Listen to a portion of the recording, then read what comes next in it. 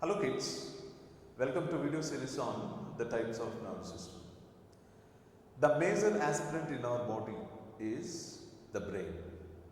Already in the previous classes, in your school or in your Zoom classes, already you have learned about the brain. In this moment, in this video, let me explain briefly how the brain is coordinating with all internal organs. The brain is able to coordinate with all internal organs. It's because of the network of cells which are formed by the brain.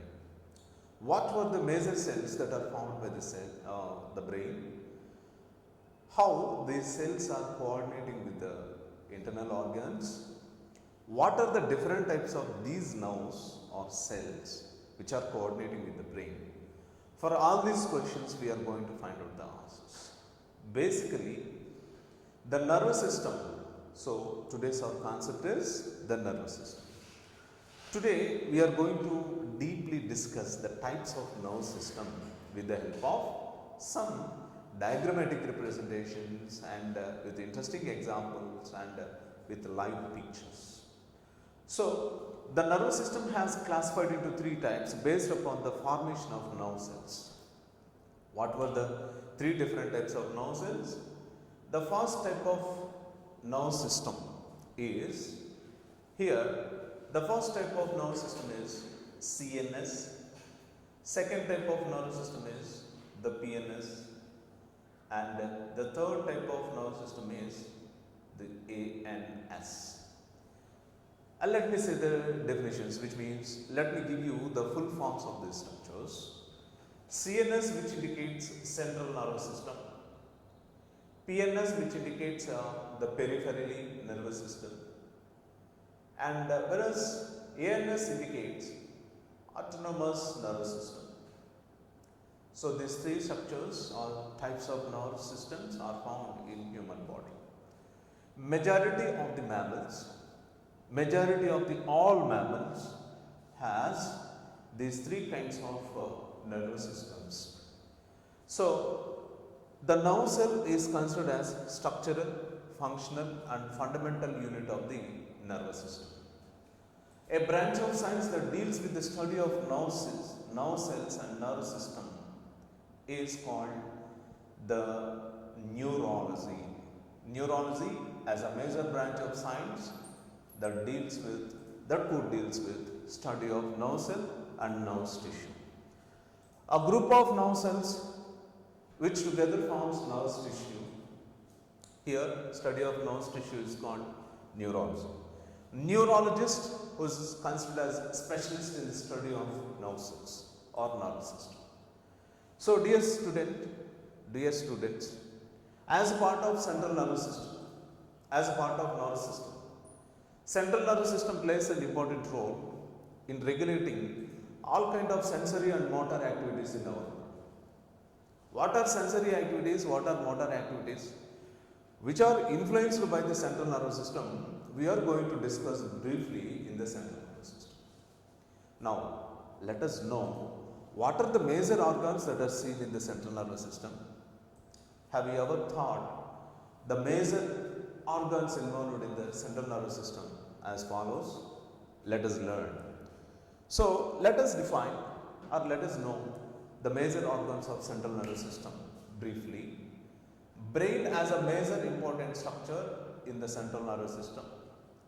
Spinal cord as a major important structure in the central nervous system.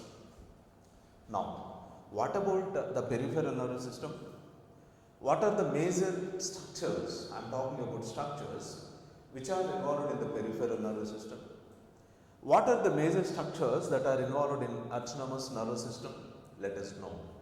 If you see the peripheral nervous system, it is formed by 12 pairs of cranial nerves and 31 pairs of spinal nerves. So, what were the 12 pairs of cranial nerves? What were the 31 pairs of spinal nerves? In detail, we are going to see in the peripheral nervous system. Now, what about autonomous nervous system? Autonomous nervous system has two major divisions. First one is sympathetic division or sympathetic nervous system. Next one is the parasympathetic division, nothing but parasympathetic nervous system. So, in detail, how sympathetic nervous system coordinates in our body? How does the parasympathetic nervous system coordinates in our body? In detail, we are going to see in each and every aspect. Now, let us learn about the first type of nervous system, C and S. Among this, the first important structure in the CNS is the brain. Now, how does a brain looks like? What is the weight of brain in humans, in human males and human females? How does the brain externally gets protected? How does a brain internally gets protected? What are the major and various divisions of the brain? Let us see each and every part by looking at the diagram of a structure of the brain. Now you can see the structure of a brain in the figure as shown in the figure. Now let me give you some introduction points for brain. Cranium is an outermost box-like structure, which is a bony box-like structure, gives protection to the brain. Now here internally brain gets protected by three layers. These three layers of the brain is called as meninges. The meninges is a plural word, menix is a singular word. Menix is a singular word. What are the three layers of the brain? First layer, I am coming from top to bottom, three layers of the brain. First layer, which is present below the cranium, that is dura mater, dura layer or dura mater. Below the dura mater, pia mater is present. Below the pia mater, arachnoid matter is present. In between pia mater and arachnoid matter, subarachnoid space is present. Subarachnoid space is present. In this subarachnoid space, a fluid flows called cerebrospinal fluid. Now, by the way, what is CSF? What are the functions of CSF? CSF full form, cerebrospinal fluid, which is a nutrient fluid which can remove the waste materials even. Usually, the CSF flows in the brain layers right from the top to up to the spinal cord. Only 4 times a day, the spinal cord receives cerebrospinal fluid from the brain. So it continuously fluctuates, which means 4 times a day it continuously fluctuates and removes the dust particles or metabolic waste present in the central nervous system, which includes spinal cord. Now, cerebrospinal fluid contains some inorganic salts and inorganic ions and nutrients which are required for the growing nerve cells or growing nerve tissue. Now, the magnetic resonance imaging technology, that is nothing but MRI scan, MRI, magnetic resonance imaging technology, that is one of the major scanning technology used to demonstrate the view of a brain or functions of a brain from dorsal surface to ventral surface, lateral surface to inferior surface of the brain. So, the magnetic resonance imaging technology reveals the brain has made up of 10 billions of nerve cells. How many billions? 10 billions of nerve cells are present in the brain. So, it's a huge amount, right? It's not millions, it's billions. 10 billions of nerve cells are seen in the brain. These nerve cells are structural and functional and fundamental units of the brain or central nervous system, which are forming the integrating pathway or interconnections between the internal organs and the brain or central nervous system. Now, the magnetic resonance imaging technology also reveals the supporting cells of the nerve tissue. There are 4 different types of supporting cells are seen in the brain.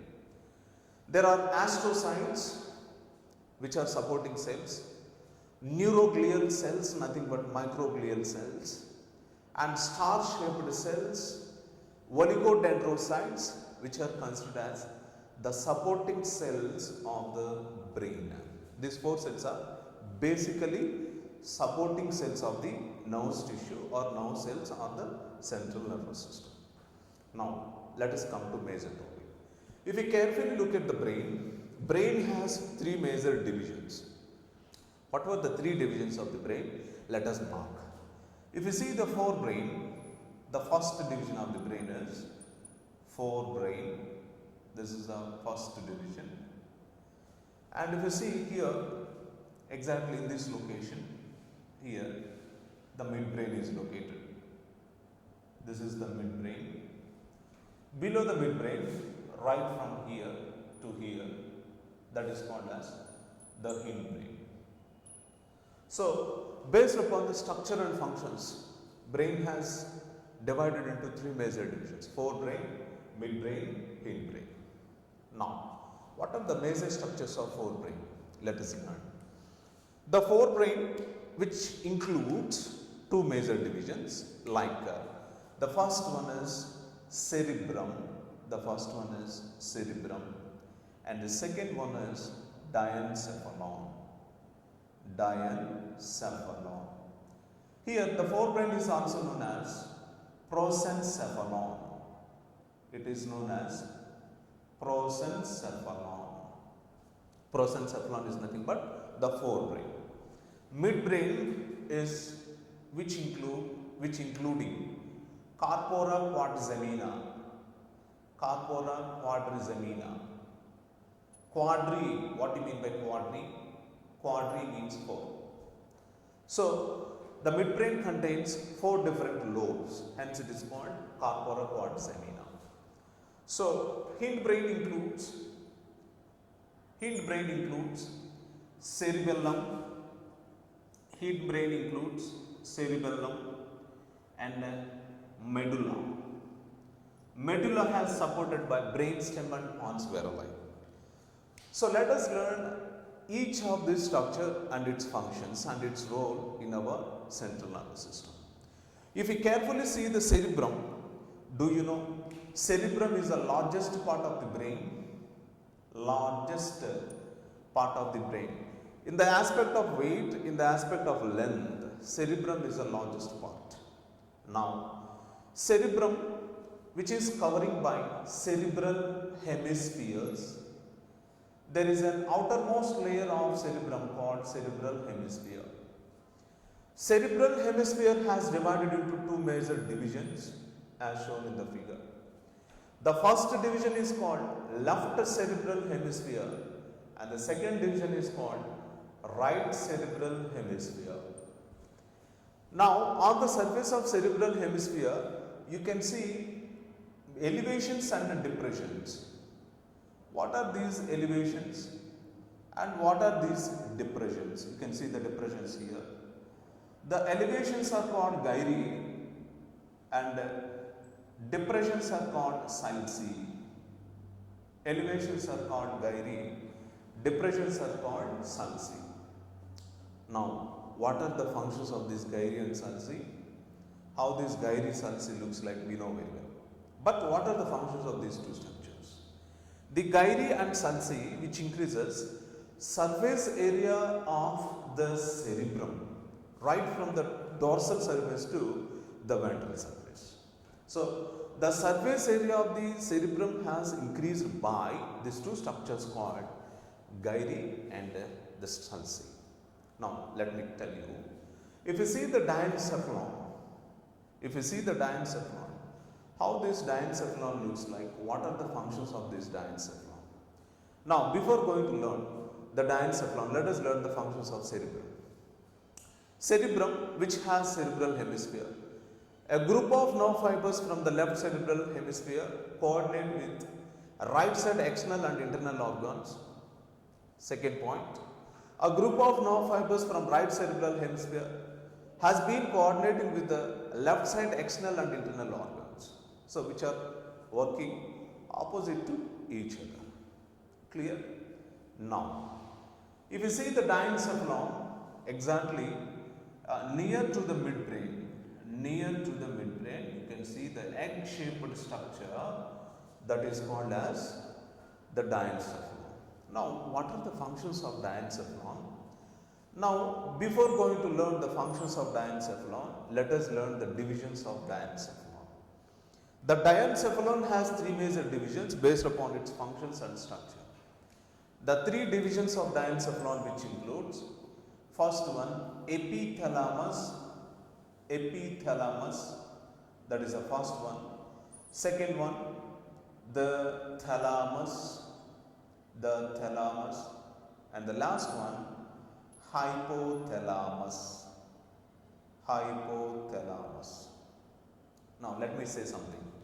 If you see the epithalamus, which is considered as a roof of the diencephalon, but this roof of diencephalon do not have any specific role in the coordination process.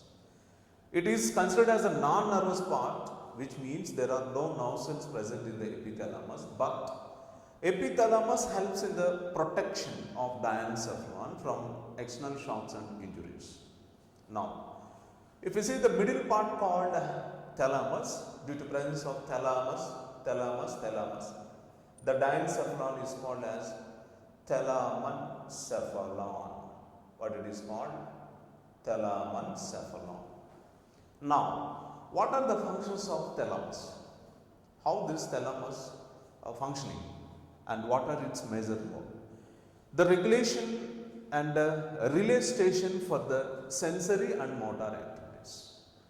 So, relay station, delay station. Relay is opposite to delay, as we know very well. Relay station, nothing but control station for sensory and motor activities. Whereas below, thalamus, the brain. Hypothalamus is the lower part of diencephalon, where neurosecretory cells are richly deposited in the hypothalamus. Hypothalamus is considered as the thermoregulatory organ. Why? Because it can coordinate or it can control our body temperature, hence it is called thermoregulatory organ. The hypothalamus contains neurosecretory cells called the nuclei.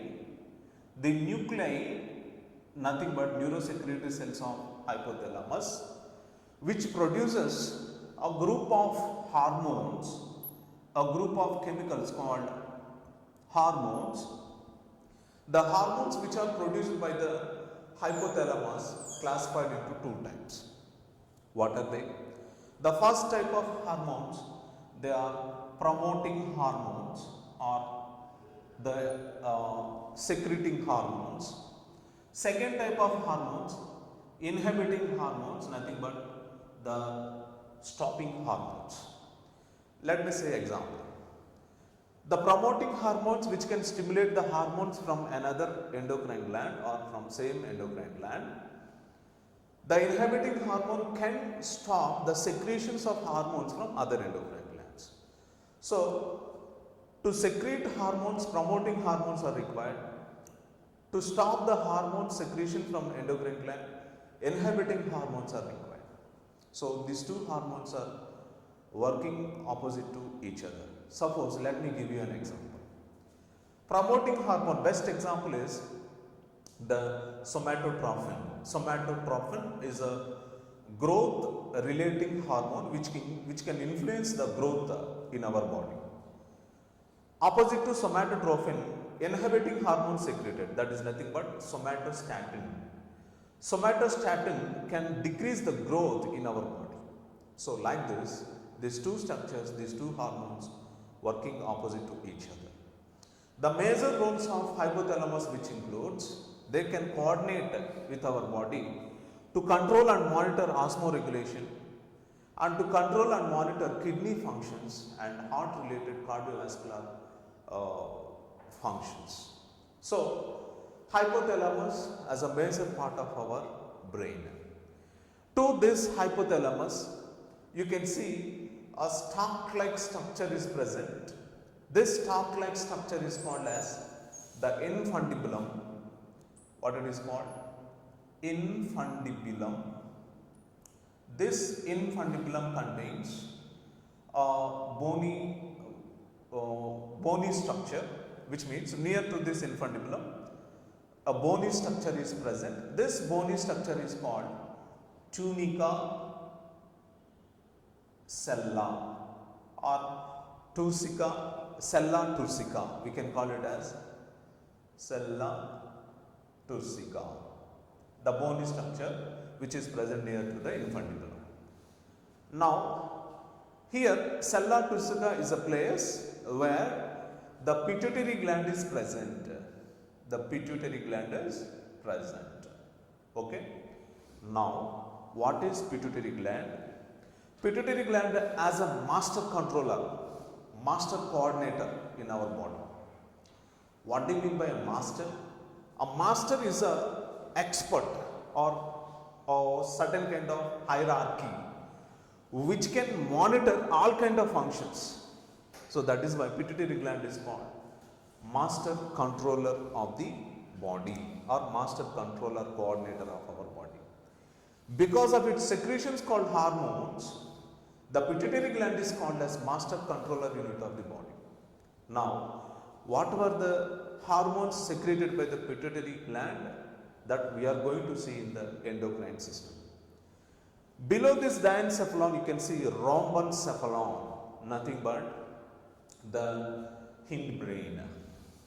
Here, the hindbrain made up of, as we have seen, cerebellum and medulla.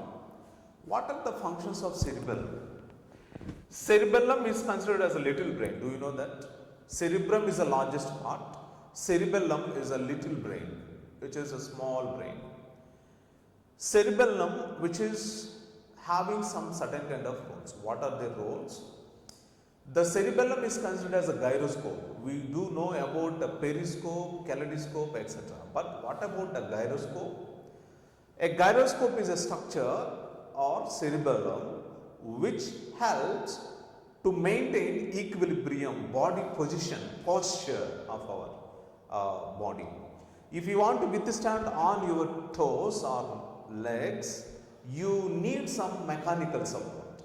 That mechanical support is given by this cerebellum or the particular gyroscope called cerebellum. Now, cerebellum, you can see the cerebellum in the diagram. Here exactly this is a cerebellar region. Here the cerebellum which opens into the specific elongated stem-like structure called brainstem. Brainstem opens into pons varolai. Pons varolai continues into medulla oblongata. Now let me say something about the brainstem and pons varolai. If you see the brainstem and pons varolai, they are tissues. They contains the respiratory rhythm centers or pneumotaxic centers which can coordinate with respiratory problems. During inspiration and expiration, the pH of gases in the blood going to be changed. During inspiration, the pH of gases in the blood going to be changed. During expiration also, the pH of blood going to change. In this case, the volume of pH or the volume of gases in the blood going to monitor with the help of a specific center located in this brainstem or pons varolai called respiratory rhythm centers or pneumotaxic centers. Now let us come to medulla oblongata. The medulla oblongata, as you can see in the diagram, this is called as the medulla oblongata. The medulla oblongata, which is continuing into vertebral column. Now the medulla oblongata opens into vertebral column through a small hole called as foramina of magnum. Foramen of magnum. This foramen of magnum, which is nothing but an opening into the vertebral column. Now, medulla oblongata continues into vertebral column as spinal cord. Vertebral column is different from spinal cord. Vertebral column is a bony case which protects the spinal cord. Now, spinal cord is the continuation of medulla oblongata into this vertebral column. Now, if you carefully see the vertebral column, each vertebral column, yours vertebral column or mine's vertebral column is made up of vertebral column is made up of some bones. There are 32 bones are present in the vertebral column. So what are the bones of vertebral column? So let us see the bones of vertebral column. So there are 32 bones are present in the vertebral column. So how many bones are there? 32 bones are there in the vertebral column. Each bone is called as the vertebrae. Each bone is called as the vertebrae. Now you can see in the figure how this medulla oblongata here continues into vertebral column. This is called as the spinal cord. This is called the spinal cord. So the second major part in the central nervous system is the spinal cord. What is second major part? Spinal cord. So spinal cord externally gets protected by a bony case called vertebra, vertebral column. Each vertebral column is made up of 32 bones called as vertebrae. Each vertebrae has separated by a disc called as the vertebral disc. Based upon the structure and functions, vertebral column has divided into the 4 different distinct regions. What are the 4 different distinct regions of the vertebral column? Let us find out. Based upon these 4 different distinct regions of the vertebral column, the spinal cord also has same divisions. So let me say the 4 different distinct regions of the vertebral spinal cord or vertebral column. First, at the neck region, you can see the cervical vertebrae. Below the cervical vertebrae, thoracic vertebrae is seen. Below the thoracic vertebrae, the lumbar vertebrae has seen. Below the lumbar vertebrae, sacral and coccyx vertebrae present. So these are the divisions of the spinal cord or vertebral column. Now, here cervical vertebrae, which has cervical spinal cord, right? The cervical spinal cord forms C1 to C8 spinal nerves. C1 to C8 spinal nerves. Thoracic region, which forms T1 to T12 spinal nerves. Lumbar nerves, which forms L1 to and if you see the sacrum, S1 to S5 and coccyx, there is only one coccyx nerve. Lumbar L1 to L5. Now let us count the number of nerves, spinal nerves here. C1 to C8, 8 plus 12, 20, 25, 30, 31. So total together there are 31 pairs of spinal nerves which are forming a part of peripheral nervous system. Not exactly 31 pairs of spinal nerves involved in the peripheral nervous system. Remaining 12 pairs of cranial nerves which are involved in peripheral nervous system as follows. What are the 12 pairs of cranial nerves that are participating in the peripheral nervous system we have to learn. Now anyway, spinal cord, which is a major part of central nervous system. So that is why I have said here the divisions of the central nervous system and a part of spinal cord, the 31 pairs of spinal nerves. Clear, students? Now 32 bones called vertebrae, which gives protection to the spinal cord, and these 32 bones are separated by disc-like structure called the vertebral disc. In the next coming video, I am going to explain the peripheral nervous system and autonomous nervous system combinedly. Until stay tuned, students. Don't miss the next class. Have a nice day. Thank you.